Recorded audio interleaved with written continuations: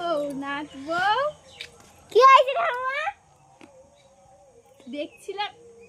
কে বলে ঠাকুরমা তোমার বয়স পেরিয়ে গেছে 80? কে বলে ঠাকুরমা তোমার বয়স পেরিয়ে গেছে 80? মনে তো হয় না দেখে কখনো ভাঙানো দাঁতের হাসি। কে বলে ঠাকুরমা তোমার বয়স পেরিয়ে গেছে 80? মনে তো হয় না দেখে কখনো ভাঙানো দাঁতের হাসি। কে বলে ঠাকুরমা তোমার বয়স পেরিয়ে গেছে 80?